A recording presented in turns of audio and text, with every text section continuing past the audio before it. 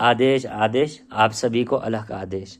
तो पिछला विषय माला एवं जाप के ऊपर था और आज का विषय सिद्धियों के ऊपर है। 24 प्रकार की सिद्धियां कौन कौन सी होती है और किस किस प्रकार से काम करती है।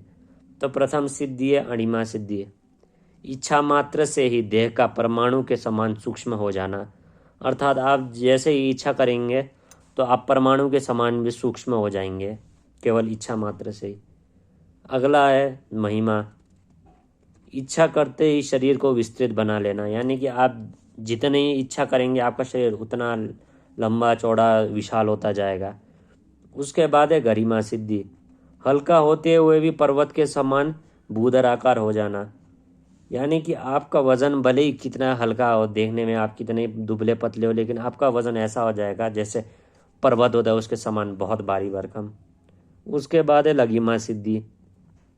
अत्यधिक भारवान होकर भी हल्का प्रतीत होना, यानी कि आपका शरीर कितना ही देखने में विशाल एवं भारी भरकम हो, लेकिन आपकी इच्छा करते वो शरीर आपका बहुत हल्का हो जाएगा। उसके बाद है प्राप्ति सिद्धि। इच्छित वस्तु की उपलब्धि तत्काल हो जाना, यानी कि आप केवल इच्छा करेंगे और वो वस्तु आपके सामने प्रकट हो जाएगी किसी भी प्रकार से। उसके बाद है प्राकाम्य।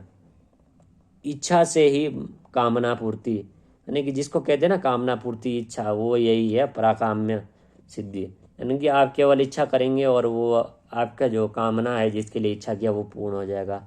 उसके बाद है ईशित्व सिद्धि।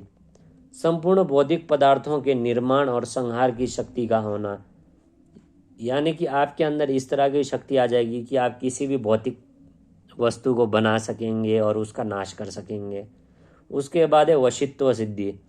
किसी को अपने अधीन कर लेने की क्षमता, यानी कि आपके अंदर ऐसी शक्ति प्रकट हो जाएगी कि आप किसी को भी अपने अनुकूल कार्य करवा सकेंगे। उसके बाद है मनोजा सिद्धि।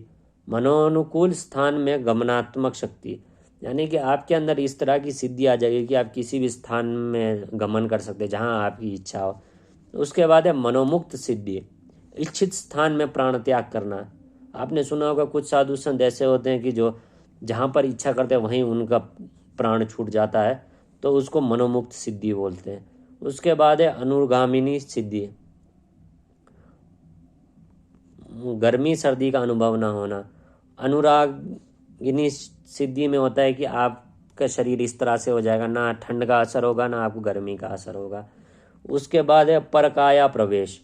किसी के शरीर में अपने आत्मा को प्रविष्ट करा देने की शक्ति, इसे परकाया कहते हैं। यानी कि मान लीजिए कोई शव है, आप अपने आत्मा को उसके शरीर में लगा करके उसके शरीर में रहना चाहते हैं, तो आप अपने शरीर से उसके शरीर में उसको लगा सकते हैं।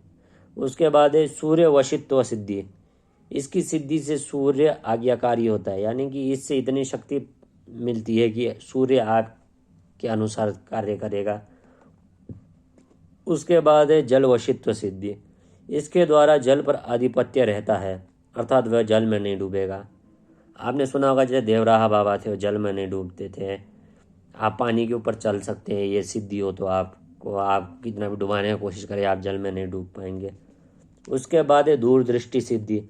इस सिद्धि से दूर तक दिखाई पड़ता है, यानी कि आप जहाँ देखना चाहो वहाँ तक देख सकते हैं इस सिद्धि के द्वारा। दूर श्रवणी सिद्धि। इसके द्वारा दूरस्थ बातें निकट में सुनाई पड़ती है। आपने सुना होगा कुछ लोग ऐसे होते हैं जो आंख बंद कर देंगे तो या शांत बैठेंगे तो उनको दूर दूर की बातें सुनाई देती है, उनके कान में कहता है, तो ये दूर श्रवणी सिद्धि के कारण होता है। उसके बाद है कामे कमोदना सिद्धि। इच्छा करते इच्छित पदार्थ का प्रत्यक्ष होना, यानी कि आप इच्छा करेंगे जिस पदार्थ की तो वो आपके सामने प्रत्यक्ष में आ जाएगा किसी भी तरह से। अपताल गति। इच्छित स्थान में प्रवेश करना। इस सिद्धि के द्वारा आप जिस भी स्थान में प्रवेश करना चाहो, भले कितने बंधन हो, आप उधर प्रवेश कर सकते हैं। देवता स्वरूप सिद्धि। 33 कोटि देवताओं के रूप धारण में सामर्थ्य होना, यानी कि इस सिद्धि के द्वारा आप किसी भी 33 कोटि देवी देवता में किसी का भी रूप धारण कर सकते हैं। उसके बाद है शैली सिद्धि। 33 कोटि देव विमानों में भ्रमण करना। इस सिद्धि से आप 33 कोटि जो देवताओं के विमान हैं उनमें भ्रमण कर सकते हैं। उसके बाद है हरना सिद्धि। इसके द्वारा कहीं भी पराजय नहीं होती है, यानी कि अगर आपके पास ये सिद्धि होगी तो आप कहीं भी पराजित नहीं होंगे, चाहे वो किसी भी तरह का युद्ध हो, यानी कि मानसिक, शारीरिक, या मतलब ये समझिए कि आपको आपका प्रतिद्वंदी नहीं हरा पाएगा। उसके बाद है त्रिकूला सिद्धि, त्रैलोक्य तथा त्रिकाल की वस्तुएं दिखाई पड़ना। यानी कि आप इस सिद्धि के द्वारा तीनों लोकों में और तीनों कालों में कोई भी वस्तु को या किसी भी घटना को देख सकते। अग्निवश्य सिद्धि, इस सिद्धि के द्वारा अग्नि में दग्ध होने की आशंका नहीं रहती। अर्थात ये सिद्धि जिसको मिलता है तो उसको अग्नि जला नहीं सकती है। जैसे आपने देखा होगा कई साधु, कई बड़े बड़े सिद्ध लोग अग्नि में बैठते हैं, उन अग्नि तपस्या करते हैं, फिर भी उनका शरीर नहीं जलता है, वो इसके कारण होता है। शब्द सिद्धि, मुंह से निकली हुई बातों का पूरा होना। यानी कि आप कुछ भी कहेंगे वो सिद्ध हो जाएगा, जिसको कहते हैं ना वाक सिद्धि, वो इसी के द्वारा होता है। तो आज का विषय